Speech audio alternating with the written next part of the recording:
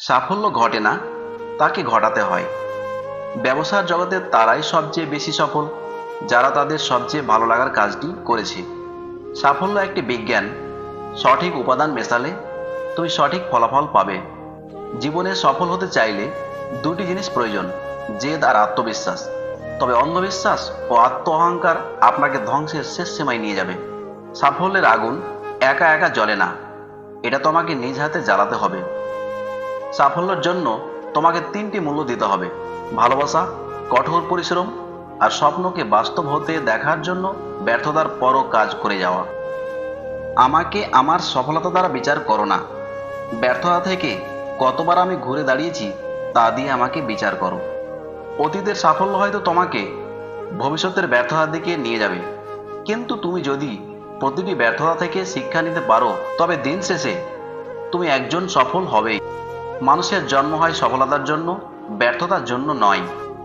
সফল মানুষের সাথে অসফল মানুষের পার্থক্য শক্তি বা জ্ঞান নয়, পার্থক্যটা হলো সত্যিকার সফল হওয়ার ইচ্ছা।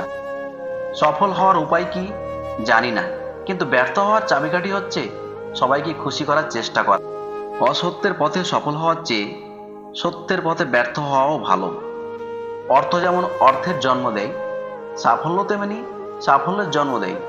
একজন মানুষের সফল বা ব্যর্থ হওয়া তার ক্ষমতার উপর যতটা না নির্ভর করে, তার চেয়ে বেশি তার দৃষ্টিভঙ্গির উপর নির্ভর করে। ব্যর্থ হওয়ার নানা উপায় আছে, কিন্তু সফল হওয়ার উপায় একটাই।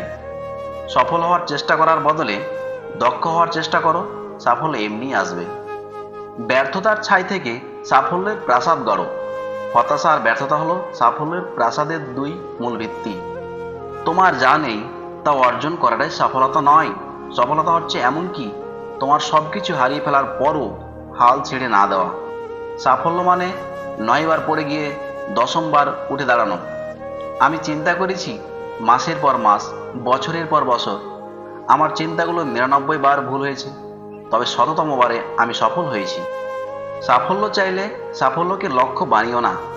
তুমি যা করতে ভালোবাসো সেটাই করতে থাকো, সাফল্য নিজেই ধরা দেবে। কাজ শুরু করাই হলো সাফল্যের মূল চাবিকাঠি। সাফল্য হলো আপনি যা চান তা হাসিল করা।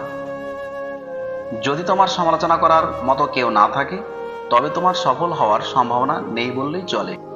সন্তানের সাফল্য চাইলে তাকে মাছ খেতে দেওয়ার বদলে মাছ ধরতে শেখাও।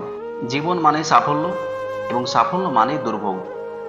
যেখানে পরিশ্রম নেই সেখানে সাফল্য অলীক কল্পনা মাত্র। রাতারাতি সাফল্য বলতে কিছু নেই, মনোযোগ দিলে দেখবে সব সাফল্যই অনেক সময় নিয়ে আসে। মানুষের জীবনে কঠিন সময় আসাটা খুব দরকার। কঠিন সময়ের কারণেই মানুষ সাফল্য উপভোগ করতে পারে। একটি সুন্দর পরিকল্পনা একটি সফলতার জন্য যথেষ্ট।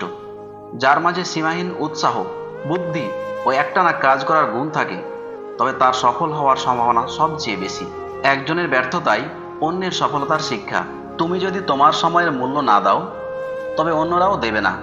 নিজের সময় ও প্রতিভাকে বাজে বিষয়ে নষ্ট করা বন্ধ করো, তাহলেই তুমি সফল হবে। তাই শেষে একটি কথা শুনে রাখুন, প্রচেষ্টাই সফলতার চাবিকাঠি, এতে কোনো দ্বিমত নেই। ভিডিওটি দেখে যদি আপনাদের একটুখানিও হৃদয় স্পর্শ করে থাকে তবে লাইক ও কমেন্ট করবেন, এবং আমার এই বেস্ট বাংলা মোটিভেশন চ্যানেলটিকে সাবস্ক্রাইব করে পাশে থাকবেন। সবাইকে ধন্যবাদ।